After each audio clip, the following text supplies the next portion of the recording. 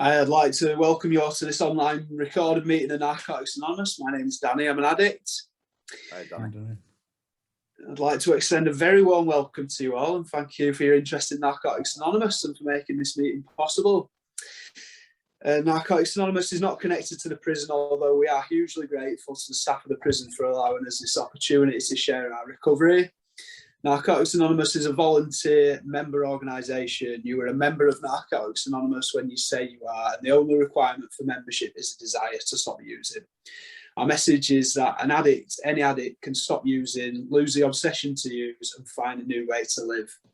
We carry a very simple message of hope and freedom from active addiction. We begin with a moment's silence to focus on the still suffering addicts both inside and outside of our homes.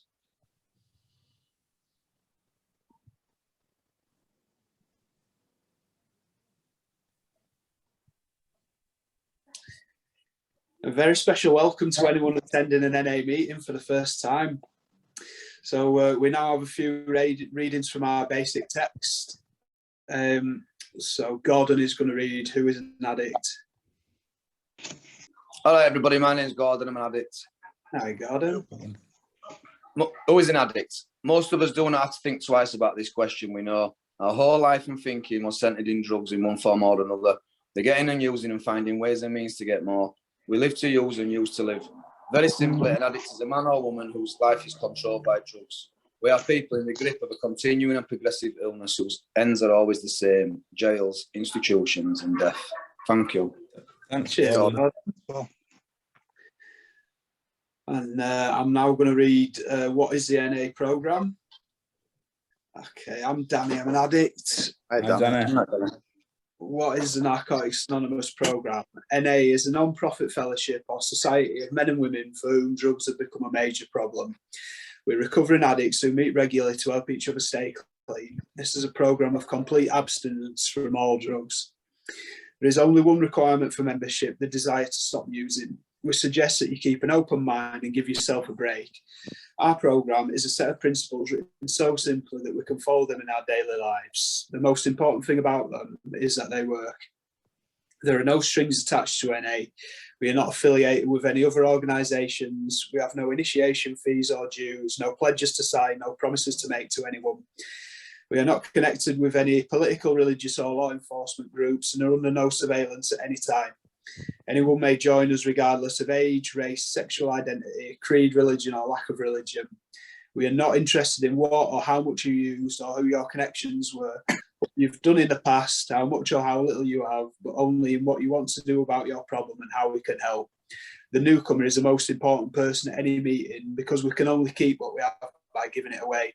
We have learned from our group experience that those who keep coming to our meetings regularly stay clean.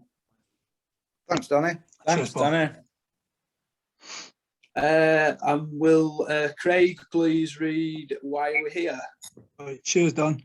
My name's Craig, I'm an addict. Hi, Craig. Why are we here? Before coming to the Fellowship of NA, we could not manage our own lives. We could not live and enjoy life as other people do. We had to have something different and we thought we'd found it in drugs. We placed their use ahead of the welfare of our families, our wives, husbands and our children. We had to have drugs at all costs and we did many people great harm, but most of all we harmed ourselves. Through our inability to accept personal responsibilities, we were actually creating our own problems. We seemed incapable of facing life on its own terms. Most of us realised that in our addiction we were slowly committing suicide, but addiction is such a cunning enemy of life that meant that we had lost the power to do anything about it. Many of us ended up in jail or sought help through medicine, religion and psychiatry. None of these methods were sufficient for us. Our disease always resurfaced or continued to progress until in desperation we sought help from each other in Narcotics Anonymous. After coming to NA, we realised we were sick people. We suffered from a disease for which there is no known cure. It can, however, be arrested at some point and recovery is then possible. Thanks, Craig. Thanks, Craig. And Daz, will you please read just for today? Yeah, my name's Daz and I'm an addict. Hi, Hi, Daz. Daz. So just for today, tell yourself, just for today, my thoughts will be on my recovery, living and enjoying life without the use of drugs. Just for today, I will have faith in someone in NA who believes in me and wants to help me in my recovery. Just for today, I will have a programme. I will try to follow it to the best of my ability. Just for today, through NA, I will try and get a better perspective on my life. Just for today, I will be unafraid. My thoughts will be on my new associations, people who are not using and who have found a new way of life. So long as I follow that way, I have nothing to fear. Nice one, Daz.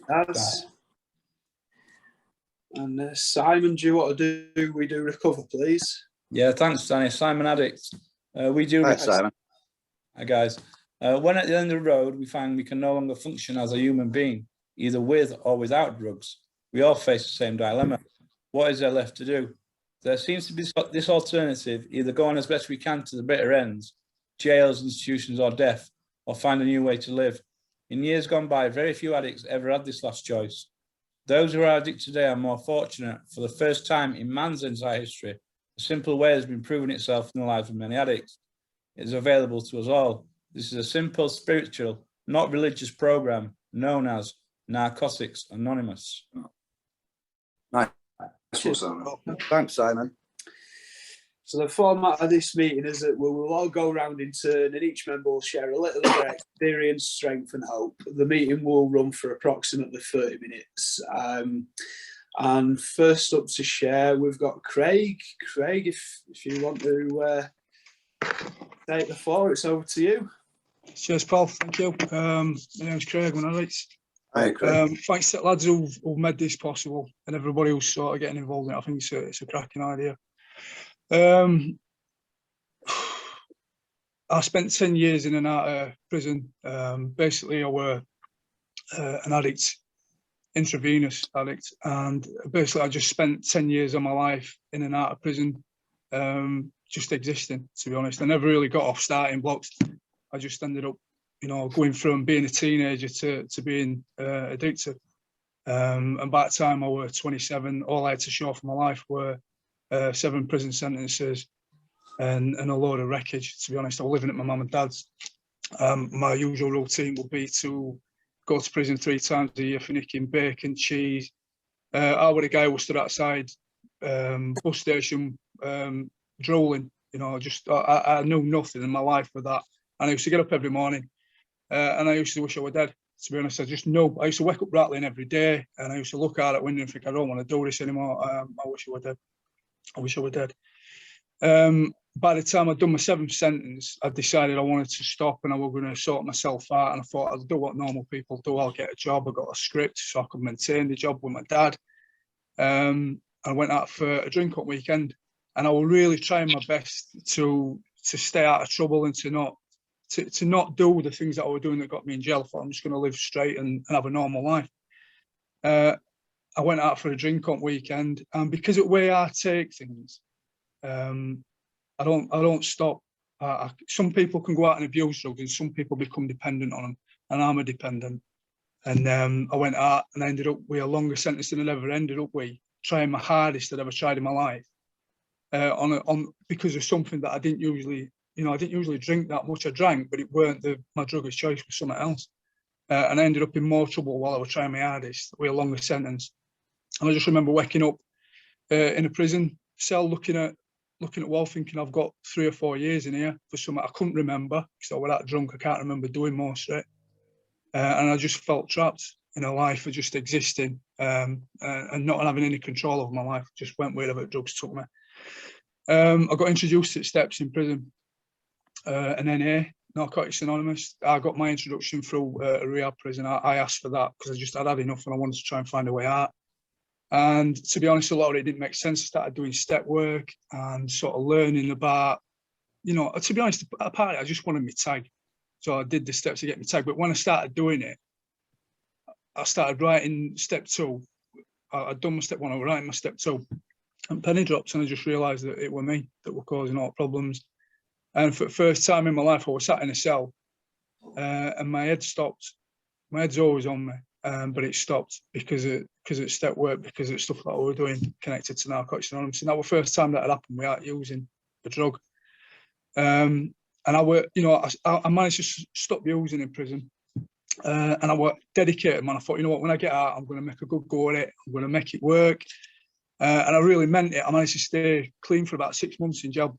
And I knew the time I was getting out, I thought, right, I'm going to do it. But as I'm walking down to that gate that day, I knew for a fact, if there'd not been somebody at that gate to support me from NA, which they were, I'd have gone straight and scored, and that would have been my life from there, and I'd have been stuck. Because whether I like it or not, I'm not used to getting out of prison and being straight-headed. It always had to be get out of jail, get a drink, get some drugs, and that had been my life until I went back. And because there was somebody there to support me, who understood what was going on, that was the thing that stopped me. And they kept telling me and got me to meetings, and they got me introduced to a set of people who knew how to stay clean, because all the people I know how to use. Steps, fellowship, NA, it's just a blueprint for building a life for me. You know, it's just an instruction manual. This is how you build a life, a little bit at a time. And there's a lot of guys there who will help you. You know, you're not on your own. There's people who've been in exactly the same place and they know how to get out of that place and build a life. And I feel like I've had 2 lives. You know, I've had a second chance at my life. I'm 14 years clean, and I've had a life that was miserable existing. And I've had a life where I've had kids, family, gone to college, learning to drive, going on holidays and all that sort of stuff. But it's just the fact that I don't have to pay to go to sleep. I don't have to worry about what's coming through my door. I feel safe in my life, you know what I mean? And I feel like I've got people in it that I can trust and that I love, you know. And I'll finish on this. It's a family disease. I went into NA. My mum and dad came with me because they got their lives back when I got my life back, and I got to make amends to them. 2 years after I got clean, my brother, who were exactly the same as me, we used to share cells and we're always knocking about outside bus station off his head. He got clean 2 years after. He's a teacher in Vietnam. You know, he was in a doorway at one bit, and now he's a teacher in Vietnam. You know, so it's transformed my life, but my family's life. And I'm really grateful that I got a chance to get introduced to this, because I've tried everything, and this was the only thing that really got to the root of what wrong. It's not the using, you know. Anybody can get clean and be miserable. It's not about that. It's about being in recovery and feeling happy with your life. And this is the way to do it for me. So, but thanks for listening. Cheers.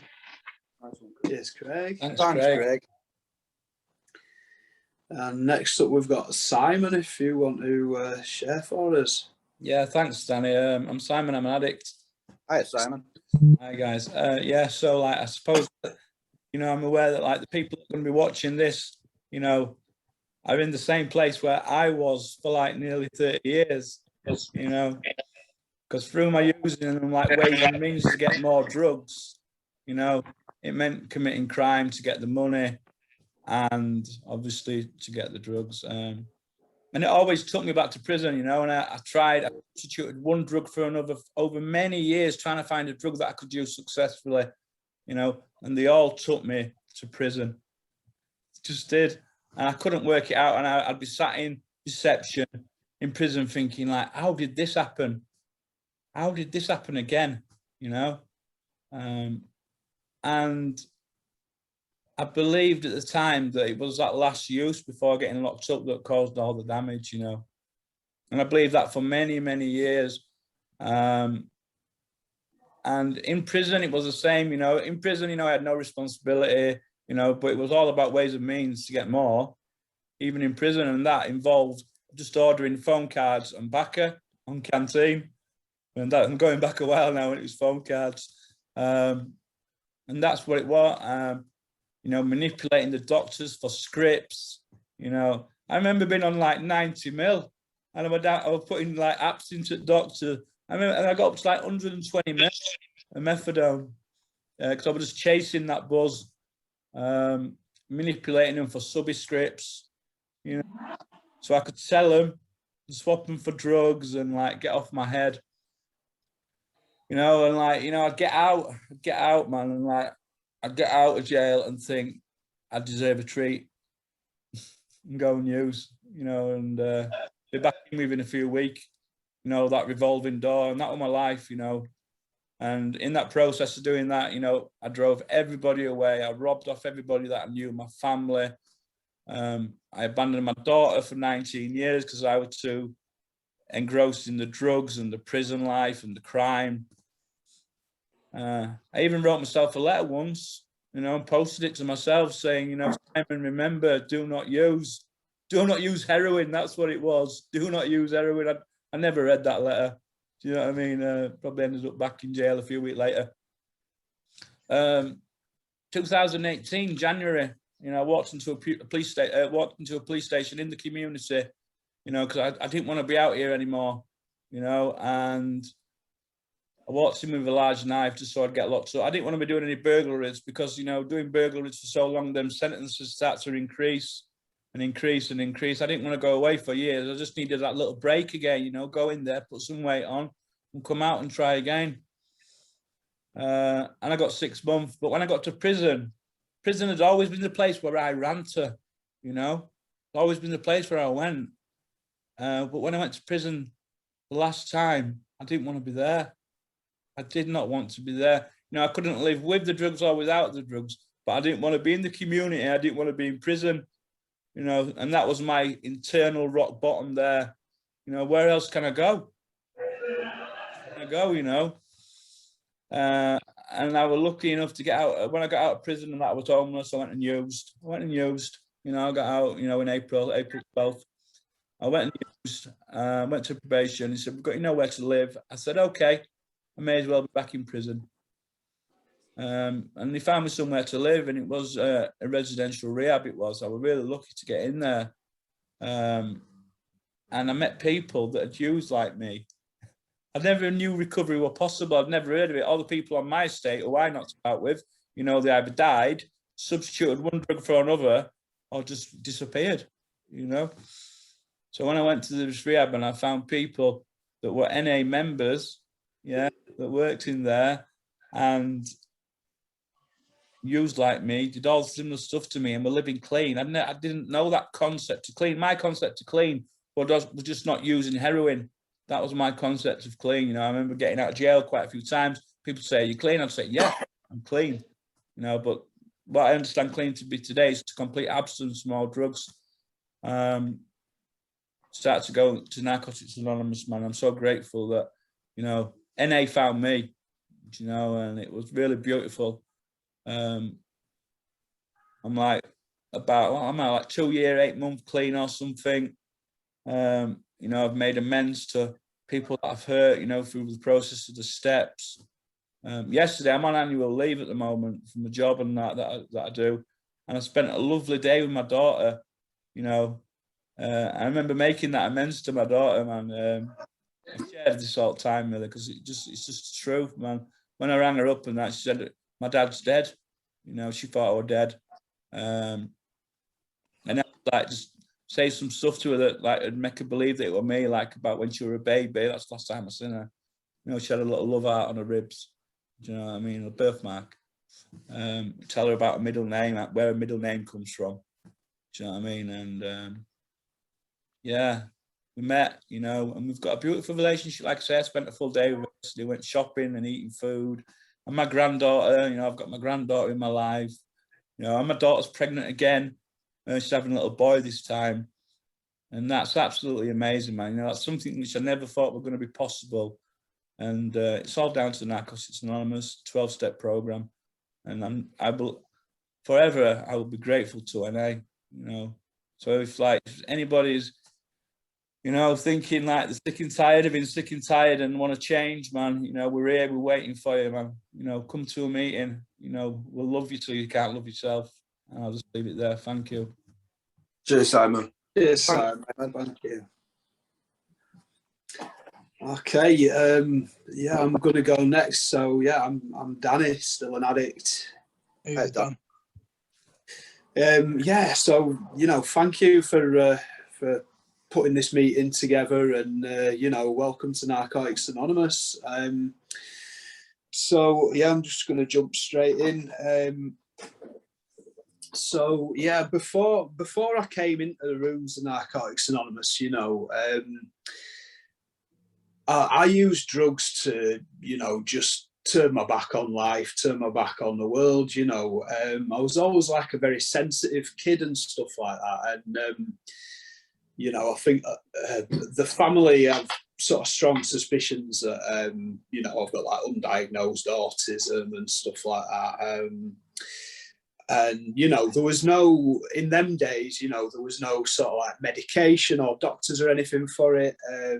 So, you know, I kind of found my own way to deal with, you know, having to cope with living in the world kind of thing. But, you know, obviously I wouldn't be sat here if that didn't cause problems for me, you know, because I could turn my back on the world all I wanted. It didn't mean the world disappeared, you know what I mean? It was still there regardless. And basically all it meant was that, you know, any time, you know, life threw something at me, I had no way of dealing with it, you know. I'd try and deal with it and just, you know, fumble around and mess it all up, and, you know, it'd end up in heartbreak more often than not, you know. And, you know, I've sort of learned from being in the rooms of Narcotics Anonymous, you know, that life's about making mistakes. You know, you can't succeed without making mistakes first. But for me, you know, if I made a mistake, it was a total catastrophe, you know. And, you know, using to deal with the, you know, the pain of having made a mistake and, you know, not facing up to it, you know, all that ever meant was that, you know, that mistake was just a shame, just a regret. And all I had about it was, you know, regret, resentment, self-pity. You know, my mum said, you know, when I was about a year into recovery, something happened, and she says, you know, you would have, before, you know, you would have let that break you, you know, that would have broken you, and you would have let it, what's more. And it's true, you know. Yeah, I'll let life break me. In fact, I was a little bit sort of in love with that feeling of being broken almost, you know, just the familiarity of it and stuff like that. So, like I say, you know, anytime I made a mistake or anything bad happened, you know, it was just nothing more than just a crying shame, you know. Here I am, I'm 2 years and 9 months clean just now. And, you know, on paper, I've probably had just about the worst year of my life. You know, I think a lot of people can probably say the same, you know, what with everything that's been going on with COVID and everything like that. And also, like, be about a year ago, you know, we found out that my stepdad had cancer. You know, that's just been, well, hellish, to be honest. You know, it's been a massive battle through surgery, and then them saying he's going to be okay, and then, you know, we're basically, long and short of it is, we found out he's terminal. You know, he's going to die. He's in a hospice just now. He's on end of life care. But through working the 12 steps of Narcotics Anonymous and, you know, doing what was suggested to me, you know, I can be there for my family today. You know, I can sit by his bedside and I can hold his hand and I can be there for him, you know. Whereas I never would have been able to do that before. You know, I'd have been looking in the opposite direction. I'd have been hiding away from it. I'd have been, you know, in my own cocoon of drugs kind of thing. And, you know, I'd have disappeared off the radar. You know, so I can do all that. And what's more, I can carry a message to people, you know, that you can have these experiences, these tough life experiences, and you can still stay clean, you know, with some help, admittedly. You know, I've not done this on my own, you know, but it is possible, you know. For those of us that, you know, are scared of life and want to turn our backs on it and use to achieve that, you know, it's possible, you know, and I'm living proof of that. And being able to pass that on to people, you know, that gives me hope today. That gives me hope, you know, and I can take that, you know, I can take that pain, you know, because, you know, it is painful being in this experience, and I can, you know, translate that into something else. You know, what would my stepdad want me to do? You know, how does he want me to live my life? What would make him proud of me? And I can go ahead and I can do that, you know. So yeah, I think I'm going to finish on that. But yeah, thank you for listening. I hope someone got something from that. Cheers, Danny. Nice one, Dan. Cheers, guys. Next up, we've got Gordon. If you want to come in, buddy. Thanks, Danny. Thanks for the meeting, lads. All right, everybody. My name's Gordon. I'm an addict. Nice one. Yeah, so really privileged to be asked to come and speak today, you know, and offer my experience, strength and hope, and try and carry a message, you know, to people watching this. And as you've heard from people who've shared already and are going to share after me, you know, I've been where yous are. Little background briefly about myself, you know, intravenous drug user, started taking drugs around 12-year-old. First went to prison when I was 16 and as a juvenile, you know, and then from there onwards, you know, I became institutionalized and I spent 12.5 years of my life behind door. And I was just living that chaotic lifestyle where I'd go to prison, do a sentence, try and find ways and means to get more whilst in prison and get released. And then that we heard about in rooms of Narcotics Anonymous, you know, one's too many, thousands never enough. And I'd always think I deserved a treat when I got out of prison, but it'd only just be one. And I'd get smashed and then I'd be on merry-go-round again until I ended up back in prison. Do you know, I become soulless, you know. God's honest truth, this program works, and you know, I thought I could do it all on my own. I'd get out of prison, I'd go to the gym, I'd get healthy, and I'd think I'll be all right this time. I'll be all right on my own. And I realised I can't. And in this program, you know, they say I can't, but we can. You know, there's a loving fellowship that's there, and it's not just available to a selected few; it's available to us all. You know, tradition-free states, the only requirement for membership is a desire to stop using. I always had a desire, I just didn't know how to stop using. I thought only I felt the way I felt. You know, I'd forgotten how I felt. I just existed up here. I'd stopped living, and I was just in and out for a long time.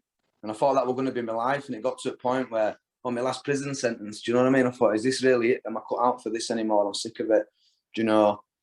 I want one of the boys ended up being an older person in a cons prison, and it was like, wow, what's happened to you? Where have you gone? What have you done with your life?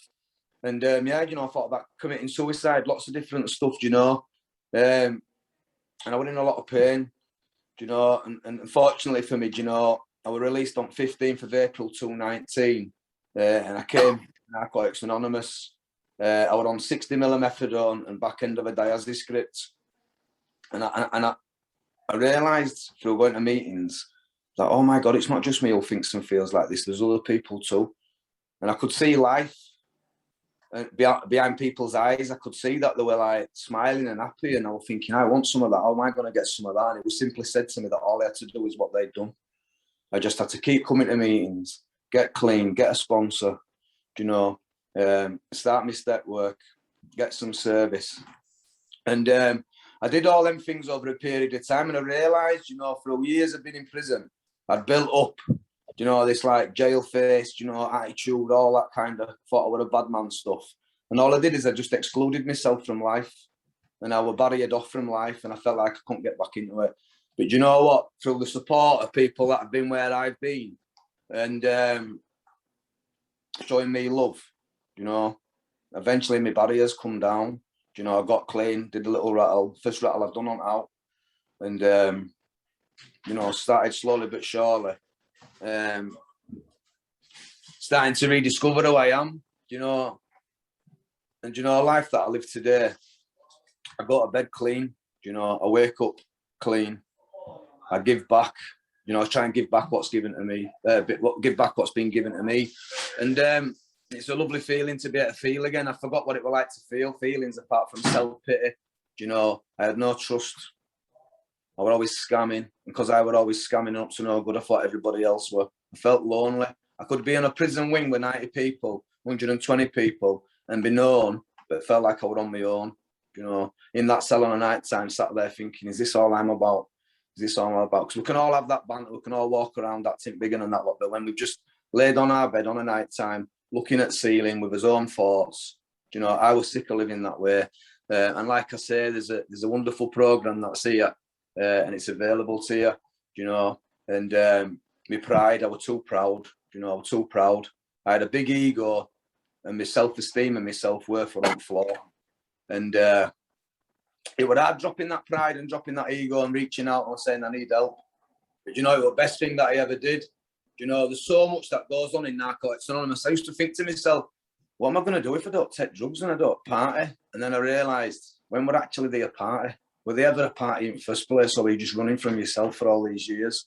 You know, I through a lot of stuff that happened as a child, I was still living with them same beliefs and same thought processes as an adult. You know, and life had passed me by.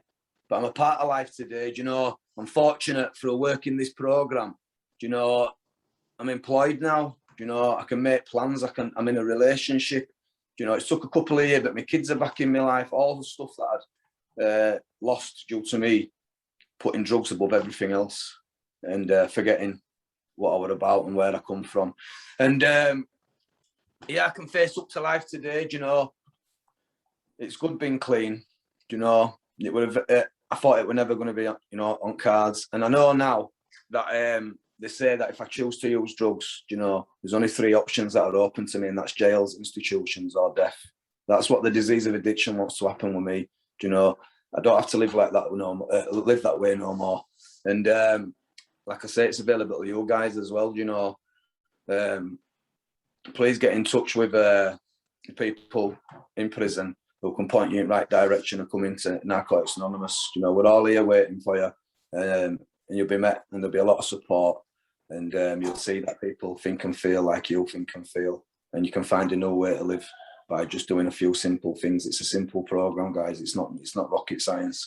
So yeah, I hope somebody's got something from what I've had to say, you know, and hopefully we'll see you soon. I'll leave it there, guys. Thank you. Cheers, Gordon. Thanks, Gordon.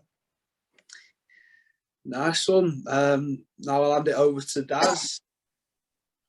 Cheers, Danny. My name's Daz. I'm an addict. Hi, Daz. All right. Really privileged to be here, you know what I mean, to be part of this bit of service, the work that Narcotics Anonymous are doing. And I've listened to everybody else share, and it's quite fortunate that I'm sort of like backhand at share list, to be honest, because that's why I come to Narcotics Anonymous. I get identification, you know, the other members that have shared there, there's pieces of each little bit that is my life, you know, without a doubt. I've been known, well, I've self-labelled myself as a serial relapser myself. But in fact, when I spin it over, I was a serial trier because I couldn't stop using drugs. You know, I picked up at an early age through some external circumstances, not being able to deal with my own feelings, not, you know, having a tape running in my head that used to call me, you know, I'm crap, I'm worthless, I'm useless, you'll never amount to anything. You know, along with physical violence from my dad and bullying as a kid at school. And it was just escapism.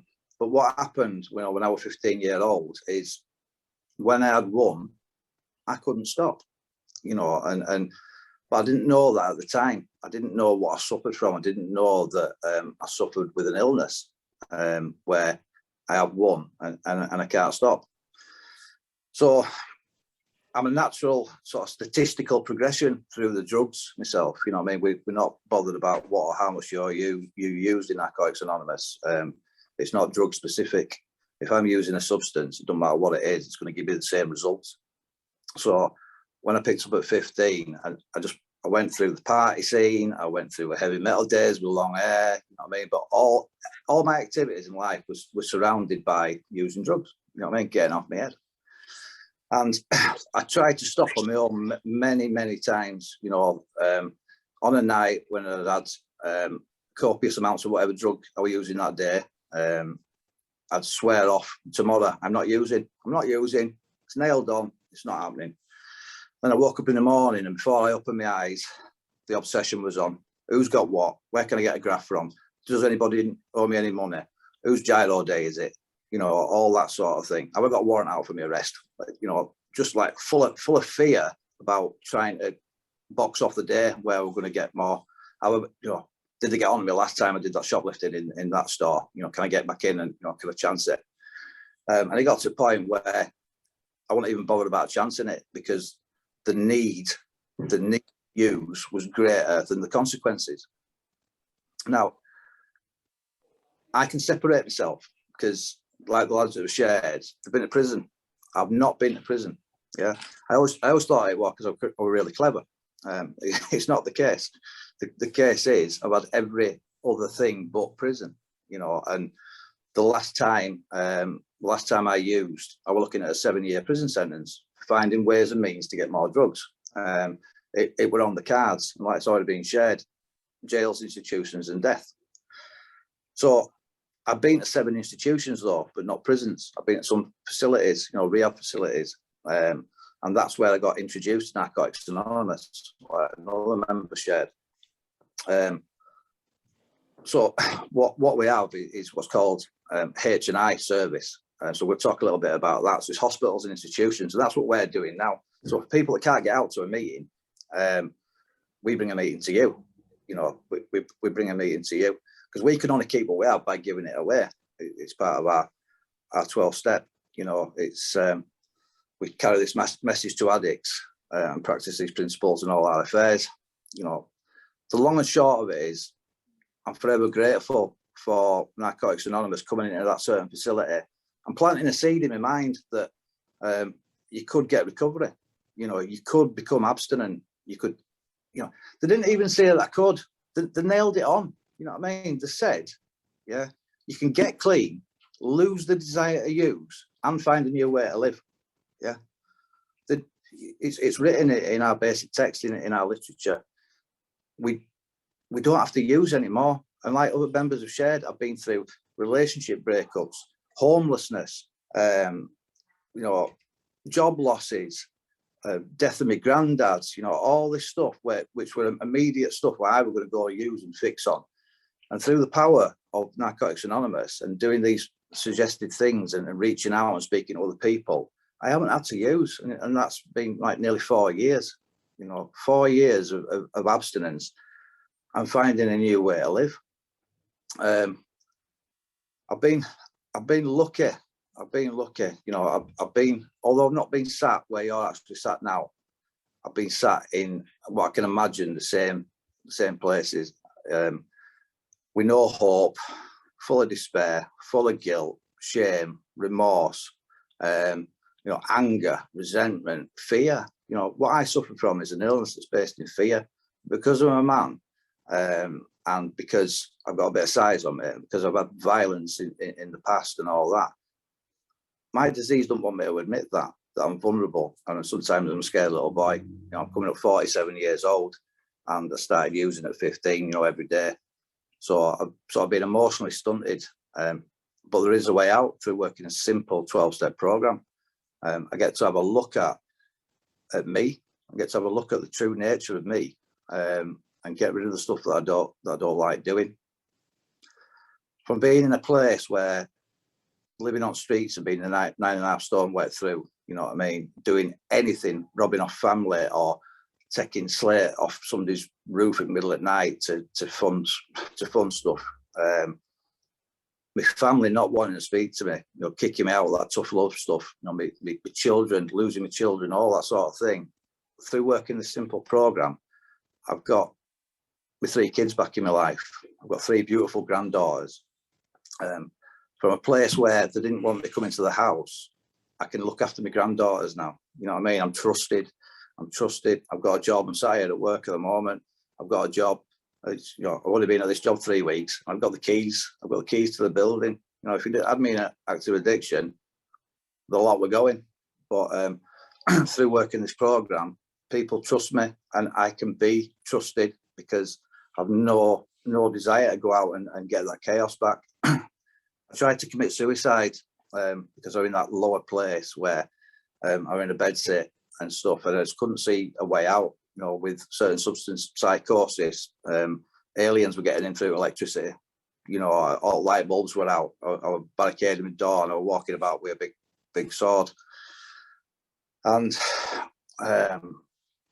just, I'm not like that. I'm just not like that anymore. I'm at a place where I don't have to use, no matter what. I do not have to use. And so from being, you know, I just had to admit that my thinking is not the best at times. And my thinking is when I use, I have no power. I have no control on being able to stop. So welcome to Narcotics Anonymous. I really do hope people have got something from this, because people carried this message to me that you don't have to use anymore. You don't have to use anymore. It doesn't promise that you're going to get a job and your family back in your life and a decent car and a dog and 3 holidays a year and all that. Doesn't promise that. But my experience is, by working this program, I get some of those gifts, you know, but I'll never forget the gift of recovery, because I never have to be in that dark, lonely place again. Because like it's been said, I can't, but we can. And I'll leave it there. Thank you. Cheers, Daz. Cheers, bud. Nice one. Right then, so yeah, with that we'll wrap it up. So thank you all for your time. If you've identified with anything you've heard, perhaps sorts of the healthcare team about sending off for your free copy of the Narcotics Anonymous basic text, we'll make sure they have all the relevant information, and hope to see you all soon.